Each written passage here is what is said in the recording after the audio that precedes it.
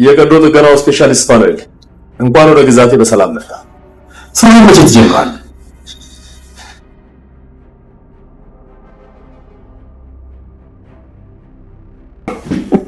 ለነገሩ አንቺ በስልክ ነው ምላስሽ ለኔ የሚዘረጋው። በአካል ምን ነገር አታወሪም እያልከኝ ነው? ምን እያልኩ መሰለሽ? የውስጥሽን አውጥተሽ መናገር አትችይም እያልኩሽ ነው።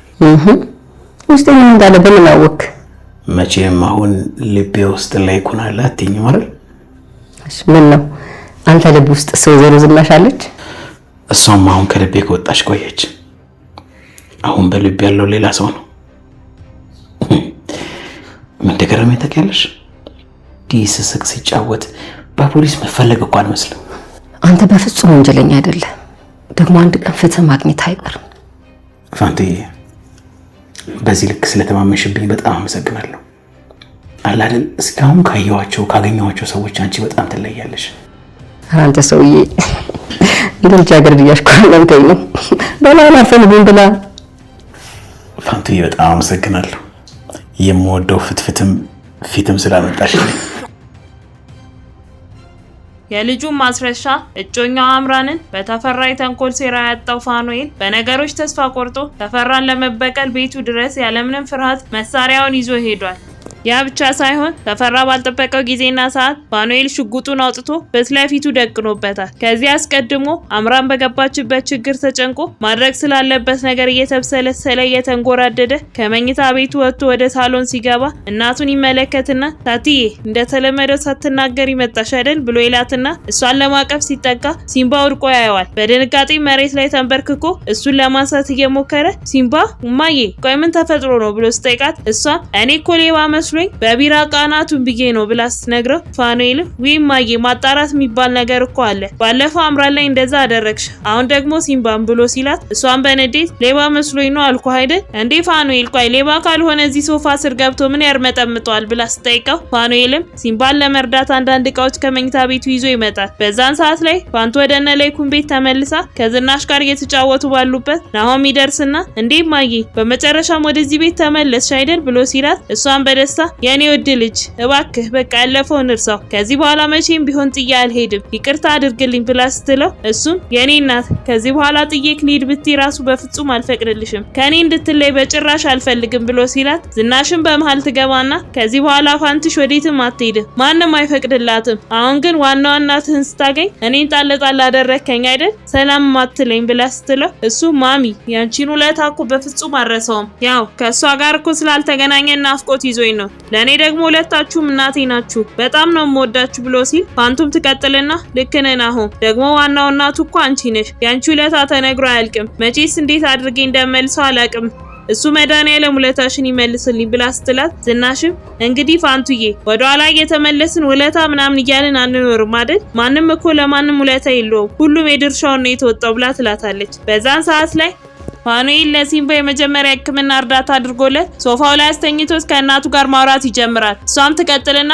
ቆይ ግን አንተ ልጅ ብለብለ በዚህ እድሜ ነፍሰ ገዳይ ልታደርገኝ ነው አይደል ብላ ስትለው እሱም አይዞሽ እማዬ ተረጋጊ ደህና ነው ምንም አልሆነም ትንሽ ቆይቶ ይነቃል ብሎ እናቱን ለማጽናናት ይሞክራል። ነገር ግን እሷ ልትሰማው ፈጽሞ ፍቃደኛ አልነበረችም። ትቀጥልና ግን በጤናው ነው እስከዚህ ሰዓት ድረስ የተኛው ፋኑ ቆይ ለምንድን ነው ሐኪም ቤት ማንወስደው ብላ ስትለው እሱም እማዬ ተረጋጊ እኔ ለራሴ ሐኪም ነኝ አይደለ ሆስፒታል እሱ መውሰድ አንችልም ብሎ ሲመልስላት እናቱም እኮ ለምን ቆይ ወንጀለኛ ነው እንዴ ቤት አስጠግተ እየኖርክ ያለው ለነገሩ እድሜ ለዛች አምራን ህይወት እንደሆነ ብሽቁጥቁጡ ወጥቷል ብላ ስትለው እሱም እማዬ ባክሽን እኔ ለራሴ ብዙ ሐሳብና ጭንቀት ያለብኝ ሰው ነኝ እስቲ ታይ እኛ እኮ ሰርጉን ትንሽ ጊዜ ይራዘም እንጂ ይቅር አላልንም ብሎ ሲላት እሷም ቆይ ባትልስ ከእንግዲህ ያቺ እንድታገባ ማን ይፈቅድልሃል ሰማኛለህ በዚህ በጨለማ ሁሉ መንገድ አቋርጬ የመጣሁት ውሳኔህን ለመስማት ነው እኔ ምልህን በደንብ ስማኝ ላንተ ለልጄ የምትስማማው መርጬ አውጥቼ አውርጄ ወስኜ ስለመጣው ቁጭ ብላ አድምጠኝ ይሄን ሁሉ ጊዜ በደንብ ሳስብበት ነበር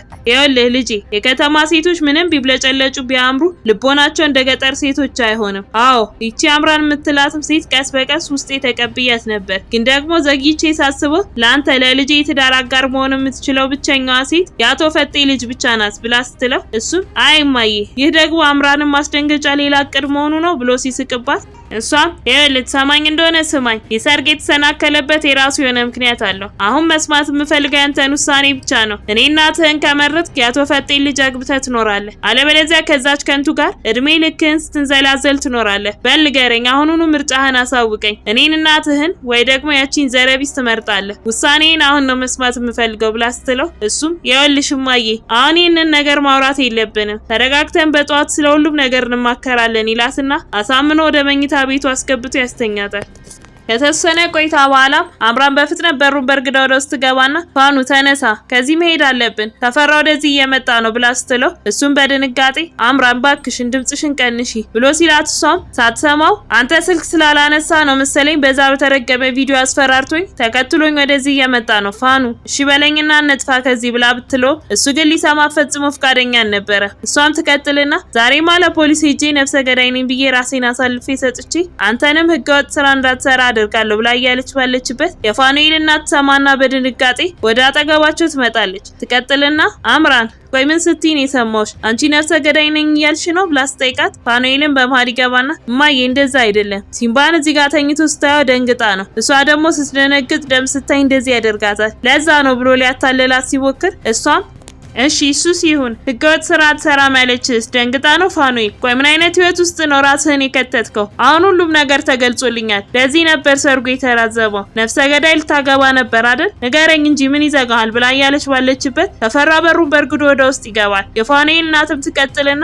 አንተ ደግሞ ማነህ ደፋር፣ የሰው ቤት በዚህ ሰዓት በርግደ የምትገባው ብላ ስትለው እሱም ፋኑኤል እናትህን በዚህ ሁኔታ ስላየው በጣም አዝናለሁ፣ እማማ ተፈራ እባላለሁ፣ የልጆቴ ስራ አጋር ነኝ ብሎ ሲላቸው ፋኑኤል እንደምንም እናቱን አሳምኖ ወደ መኝታ ክፍሉ ይዟት ይገባል። ተመልሶ ይመጣና ተፈራ አሁን ቤቱን ለቀህ እንድትወጣ ፈልጋለሁ፣ ይኸውልህ ተስፋ ቁረጥ፣ እኔ ያንን ህገወጥ ስራ በፍጹም አልሰራም ብሎ ሲለው ተፈራም ሁሉም ነገር ተዘጋጅቶ እየጠበቀህ ነው ያለው፣ በፍጥነት ስራዎችን እንድትሰራ ፈልጋለሁ፣ አንድ ቀዶ ጥገና ብቻ ነው የምታደርገው ብሎ ሲለው ፋኑኤልም ውጣልኝ አልኩህ እኮ ይህንን ስራ በፍጹም አብሬህ መስራት አልችልም ብሎ ሲለው ተፈራ በእጮኛ ህይወት ላይ ከፈረድክ ምንም ነገር ማድረግ አልችልም፣ ደግሞም እናትህም እዚህ እንደሚኖሩ አላውቅም ነበር፣ ለማንኛውም እንድታስብበት ትንሽ ጊዜ እሰጥሃለሁ ይለውና ቤቱን ለቆ ይወጣል። ከዚህም በኋላ ነው አምራን ቀጥ ብላ ወደ ፖሊስ ጣቢያ ሄዳ እጇን ሰጥታ ስትታሰር ፋኑኤል በንዴት ከቤቱ መሳሪያውን ይዞ ወደ ተፈራ ቤት የሄደው። ወደ ቤቱ መሄድ ብቻም ሳይሆን ሽጉጡን አውጥቶ ተፈራ ላይ ደቅኖበታል። በቀጣይ ምን የሚፈጠር ይመስላችኋል? ሀሳብ እንዲሁም አስተያየታችሁን ኮሜንት ላይ ጻፉልኝ።